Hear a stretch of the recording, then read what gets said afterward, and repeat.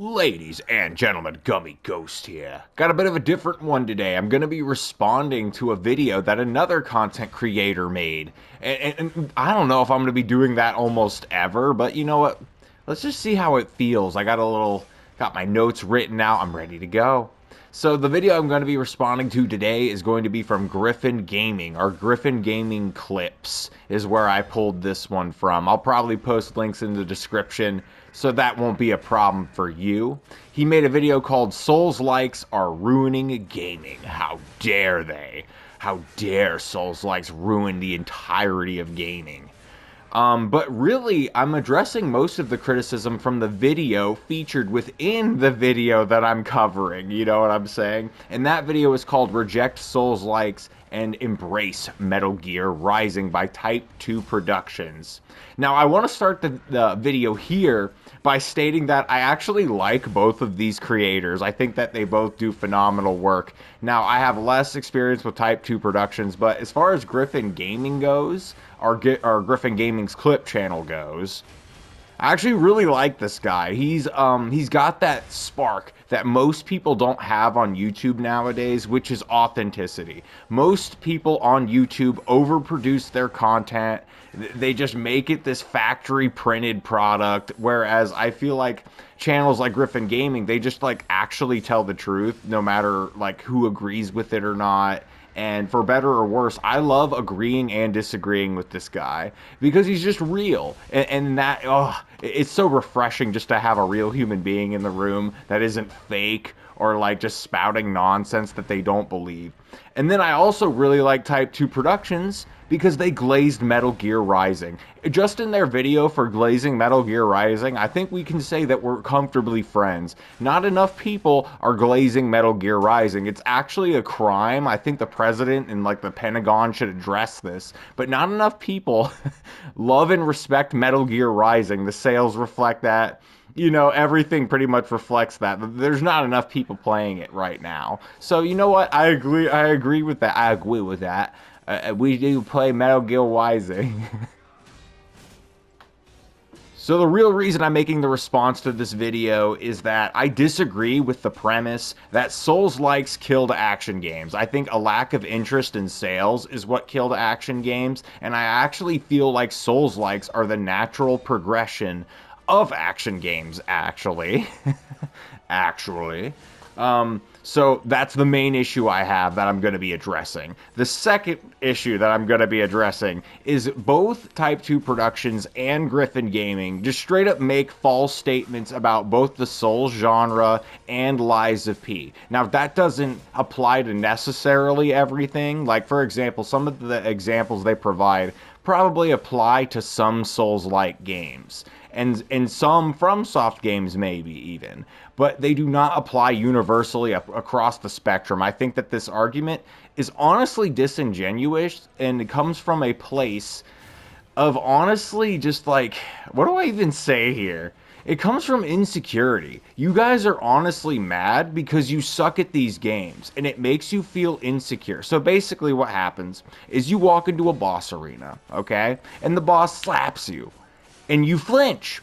And because you flinch and you take a lot of damage, this pushes cortisol into your veins, okay? Your body is now in fight or flight. It doesn't really understand or know that, right? And then you die and you get angry. And then what happens is your narcissism kind of kicks in, right? Like your ego kind of kicks in, right? And you're like, nah, it's not my fault. It's the game's fault for being too fast. Okay, so that's what's actually going through your guys' head. It is just massive insecurity. And I already know there's going to be a lot of deflection on this. There's going to be a lot of deflection. Oh no, it's not that. It's because I work a 9 to 5. I work a job too, guys. I'm a tard wrangler in real life.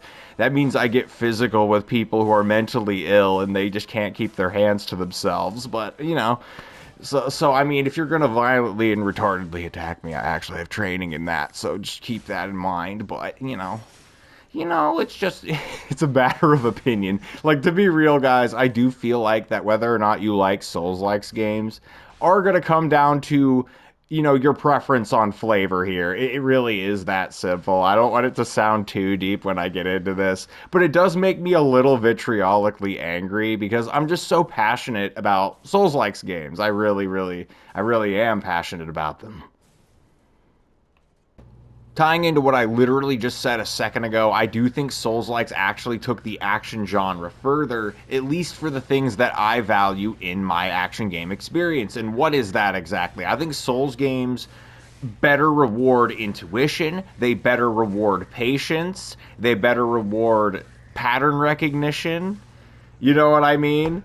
And I feel like if you like value all of those things like in your gaming, then you're going to like Souls-likes more. I feel like for an adult gamer, I feel like Souls-likes offer a better learning curve that respects your intelligence. Whereas I feel like action games, at least like in Metal Gear Rising doesn't even do this, which I guess that's going to be a thing that comes up repeatedly in this video.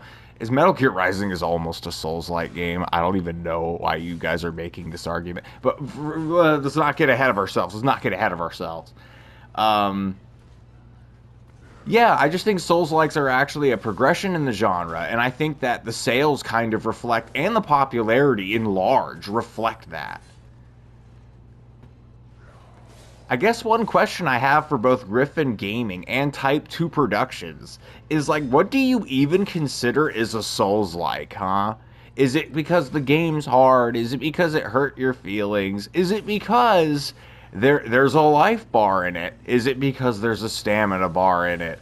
Is it because you have combos and that makes it an action game, right? Like if I press square, square, triangle, triangle, circle, that's a combo versus, pressing, lights and heavies and doing the fixed weapon combos, like say from a Souls game, right? What are you guys talking about when it comes to like action games like not being the same as like Souls games? Because like I don't know, they're very, very, very, very similar, and I just kind of want some distinguishing, factors, because I'm going to be going through these points, and you're going to see that this is a repeated issue in my video. Is like, what are you even saying when you're saying you don't like Souls-likes, huh?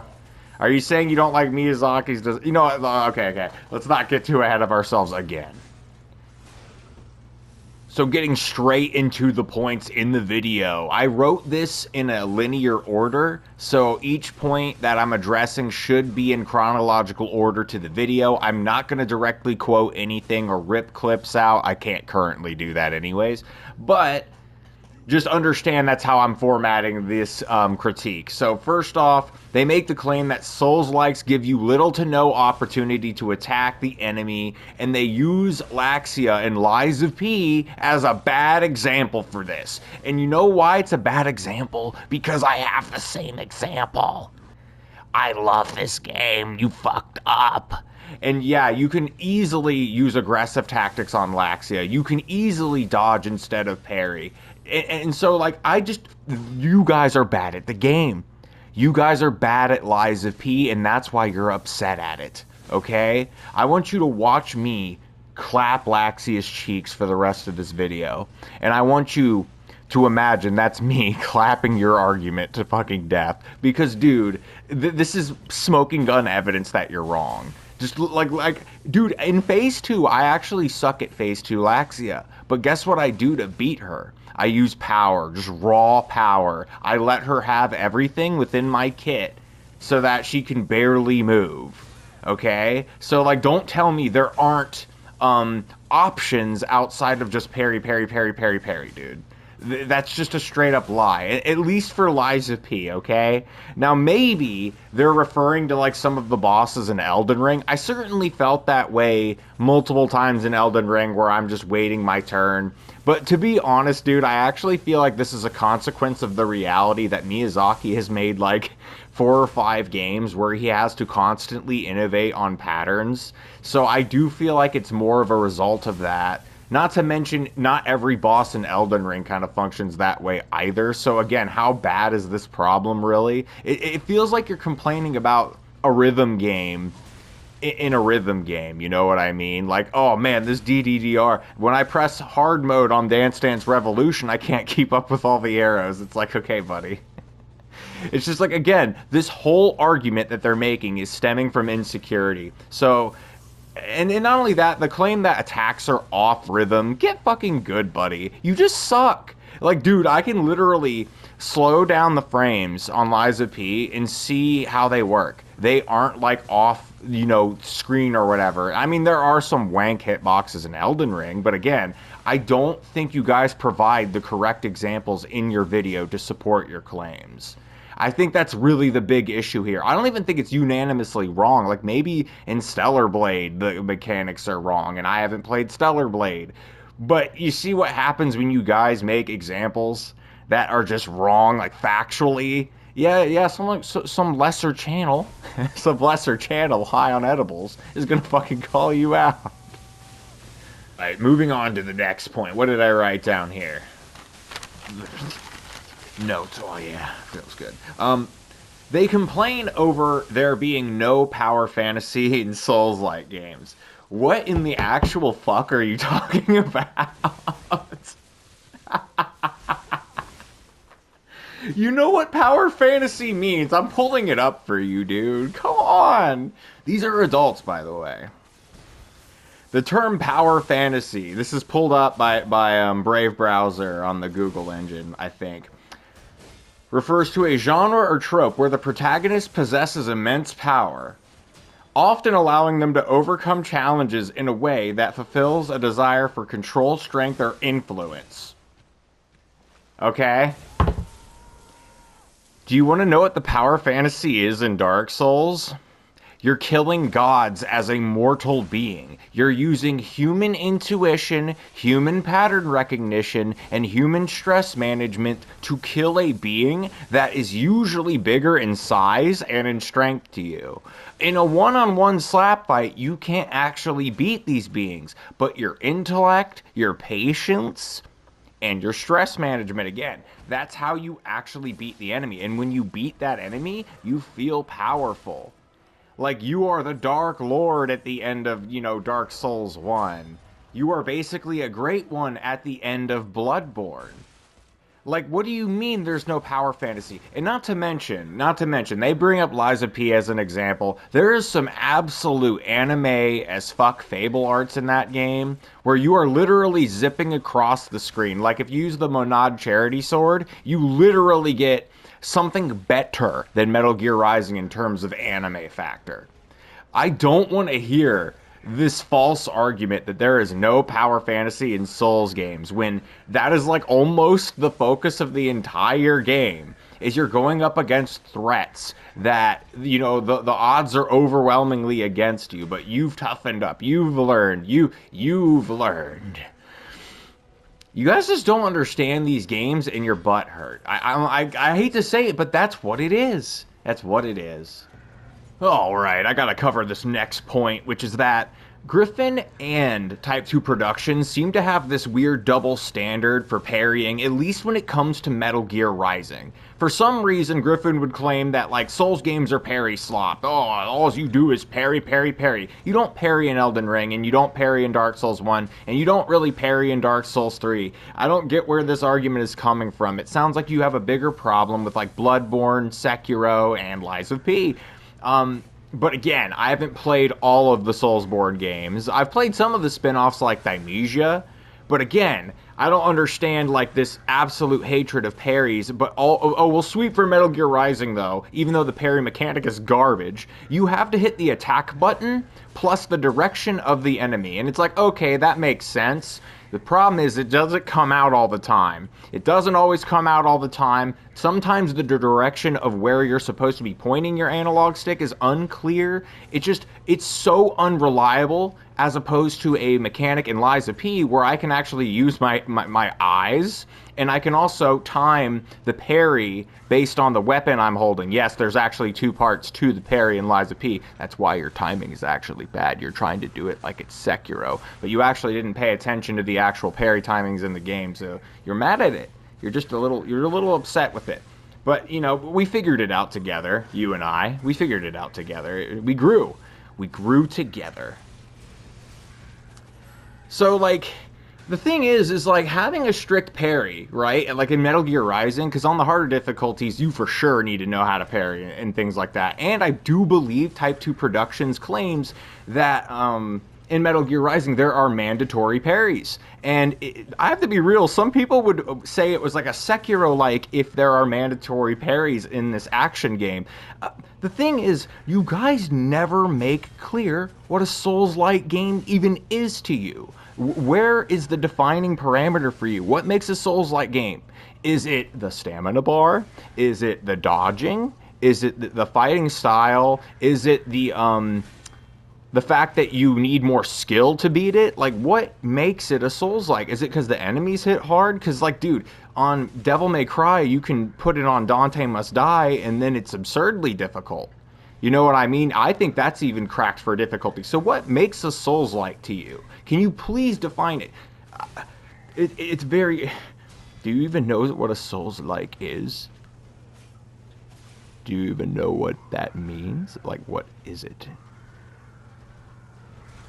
I got an idea. I think it's a game that hurts your feelings. I think it's a game that you couldn't intuitively figure out. And because you couldn't intuitively figure out how to play the game, you decided to basically, you know, make this statement that it's destroying your genre. You're basically just mad at Chad for dating Stacy. And that's what's going on. You're mad. My gosh, dude, I'm making this video. It's coming to the realization that you're just really, really butthurt. Because like I said, either you're really butthurt or you really just did provide some bad examples. But what I will give your argument is, again, you could be talking about games like Stellar Blade or, what's that, Wu Chang or Wukong. I think both of those are right, actually. That's what's hilarious. But yeah, the thing is I don't play every Souls game, right? Okay? I play the ones that I think are going to be good. So maybe I'm a little biased because, you know, I avoid things that I think don't look as ambitious to me. You know what I mean? I've been burnt in the past by, like, one of the Team Ninja games. Like, what was it even called? It was like one of the Neo spin-off games. I can't even remember what it's called. That's rough. That's rough. But anyhow, I have to, like, you guys are just, like, actually just butthurt. Like, dude, Metal Gear Rising is great and all, but, like, it just didn't sell very well, okay? I'm sorry. I love it too. I love it too.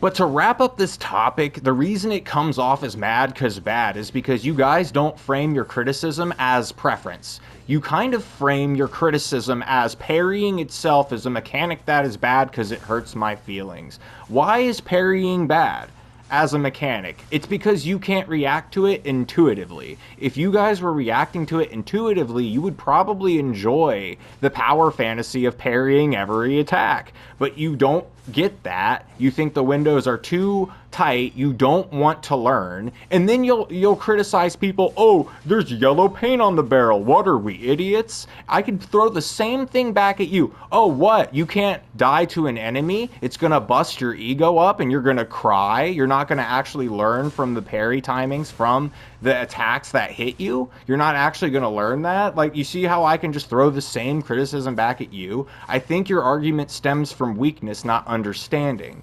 Because if you would just understand, maybe I don't like parrying because I don't like reacting to things quickly in a game. And then it comes down to preference. Because guess what? In Liza P, you can turn the difficulty down to medium, and then parrying is way less useful, you know, like, than it would need to be. And then you can even turn it down further and have a power fantasy experience where you're just Pinocchio the Strong, slam dunking people with the Pinocchio slam and two-shotting them. You can have this experience. But the reason that's not okay with you is because the game isn't balanced around that experience, for one, but also it doesn't appeal to your ego. You can't tell everybody you beat the game on Legendary Stalker. Oh, boo-hoo-hoo-hoo. Like, just admit that it's a preference. Stop trying to say that a game is like poaching your meal when it never ate your meal in the first place. It just innovated from it. Soulsborne is just an innovation on the action genre. It really is. It just has different management systems in it. I don't know. I think I do, though.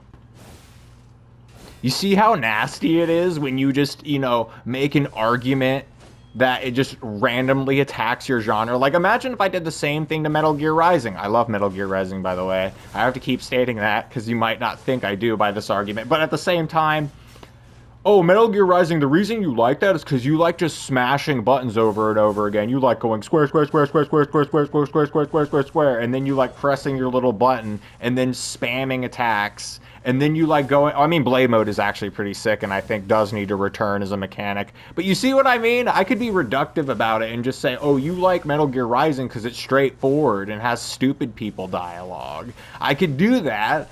But it's disingenuous. It's like there's more to Metal Gear Rising than that, and you guys clearly know and understand that. Why then don't you apply the same type of thinking to Souls games? Because it slaps you in your feelings. Yes, it does. Well, I thought I was moving on from this topic, but Griffin actually makes a statement later that kind of ties back into it.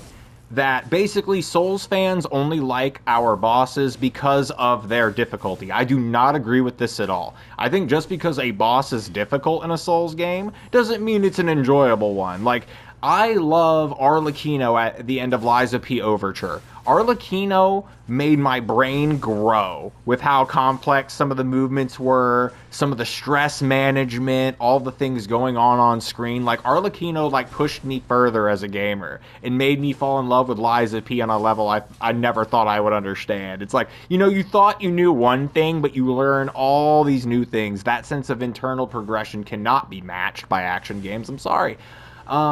Unless you turn them into Souls games by making them harder. Just a thought. But no, I don't think bosses are inherently fun. Like, as an example, I do not like Millennia. I think that Millennia, the reason I don't like Millennia, let me get into it. I keep fucking stuttering. Is that I think that there's too many things Millennia can do that instant kill you. Like, as an over punishment just for missing, like, one attack, for example. Like, you could be fighting Millennia, do perfectly, and then one string you can't basically get away from in time to recover, and that's frustrating. If I'm running a standard build, it doesn't have to be an optimized one, but if I'm running an intuitive build where I'm building towards my weapon stats, right, I should be able to handle Millennia and make a few mistakes, you know what I mean? I feel like Elden Ring does a lot of masochist level punishments when it comes to that. I don't think that the good bosses in Elden Ring are the ones that do that, by the way. So, like, this argument is just totally, like, speculation. It's like, oh, it's a BDSM fetish. It's just, again, it's reductive. You're being reductive and you're not actually talking to the people who care. Right. All right, this next point almost stressed me out just rereading it. I forgot they actually said this. But they said in Soulsborne games and in Lies of P, yes, Lies of P was brought up as an example. How? Did you play Lies of P? I can't yell. But did you play Lies of P, okay? I don't think you did. The argument they made is that Lies of P has no compelling characters or story arcs, anything like that. There's like no depth.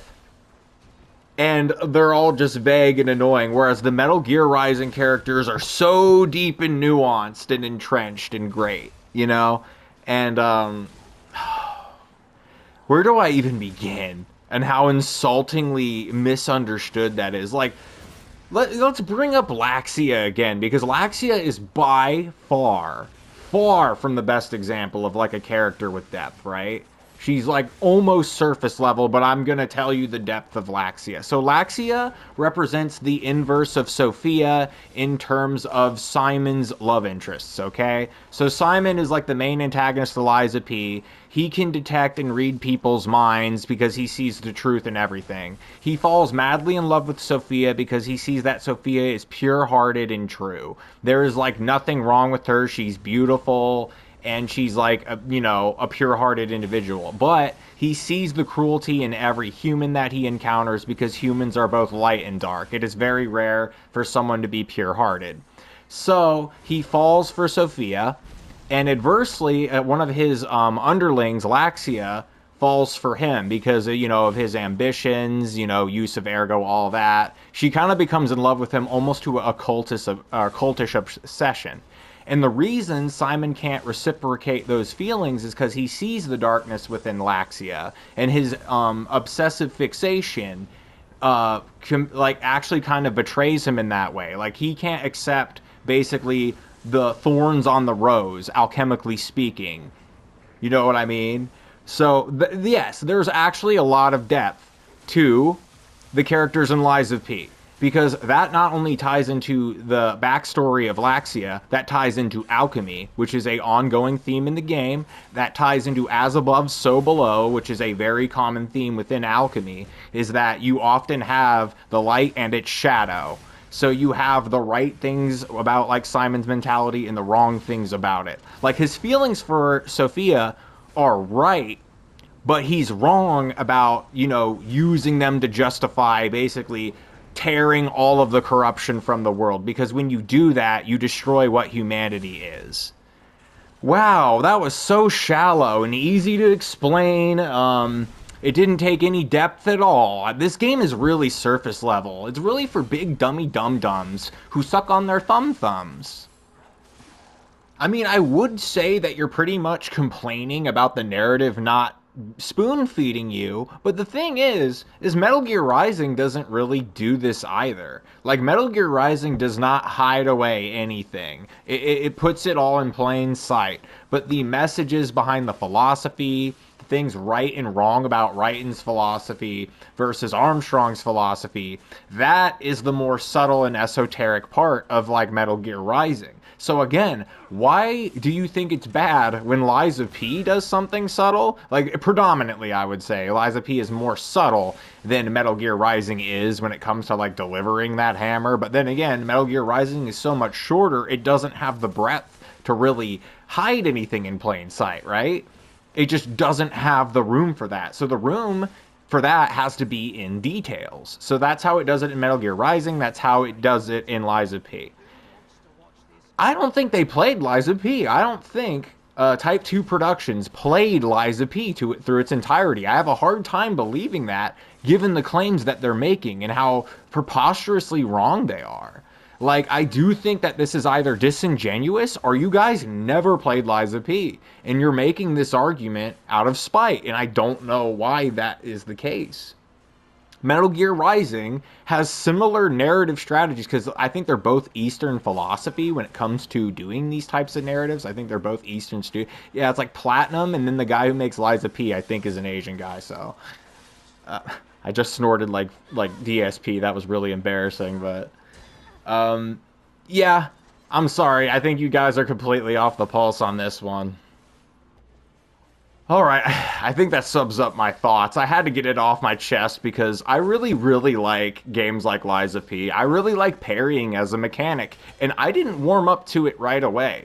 You know, Sekiro was like a hard band-aid to rip off, you know what I mean? But over time, I fell to, you know, actually really appreciate parrying as a mechanic because, in my opinion, parrying, it helps you understand the developer's design of like a boss way better. It's like, oh, I know exactly the movement pattern they were going for to make this boss feel correct, but not completely overtuned, right? I see the intention behind the patterns, right? Like, I can understand an enemy's movement way more through parrying than I can through turtling in a block or mashing roll, for example. I think that these options are cowardly and reactionary and don't have the same precision as a parry. And as such, I am way more passionate about parrying. I love parrying as a mechanic, and I like trying hard in my video games. It's a part of my power fantasy, okay? So that's why I had to make this rebuttal, because, you know, it hit me in the feels a little bit. But not on the sets where I'm, like, personally mad at either of these creators. In fact, I think Griffin makes a phenomenal point about why Metal Gear Rising 2 doesn't exist. It really boils down to the money.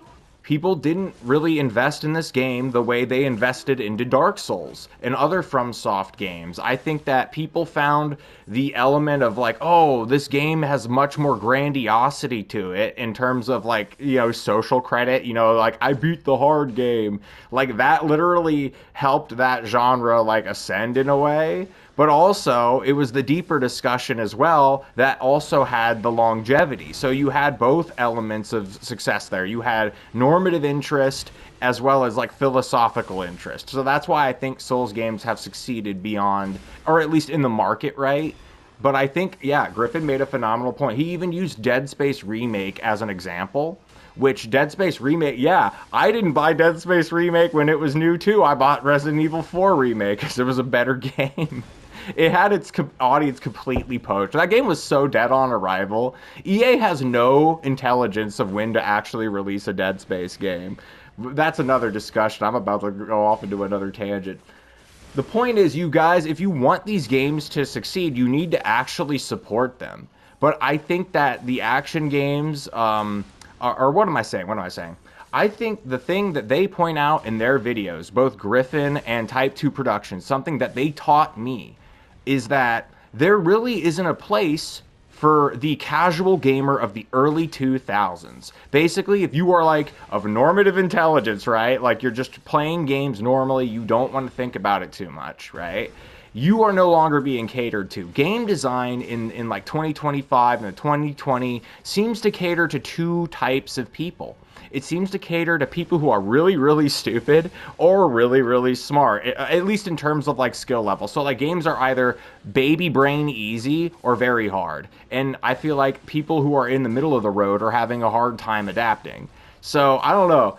In conclusion, I guess you guys either need to adapt or find another genre to play. But the thing is, just turn Lies of P to medium, dude. Like, you can play a game on me. I won't tell anybody. You can tell people you play Legendary Stalker, dude. I won't tell anybody you didn't. If this is an ego thing, I won't say nothing. You'll still have the trophy. You could be like, oh, I did it faster than you, Gummy. You're slow as fuck. You know what? And you're just playing on easy mode. You're fucking with me. But anyhow, if you guys want to be friends on PSN, let me know. I'll totally give you my actual PSN. I like both your content. I actually think both of those videos are enjoyable. Even if I disagree with videos, I'm allowed to enjoy them, right? Anyways, this is Gummy Ghost signing off. Let me know if you want me to look at other videos in the future. I was never thinking about doing this, but I like Griffin Gaming. He's a real dude, and that's how I found this content.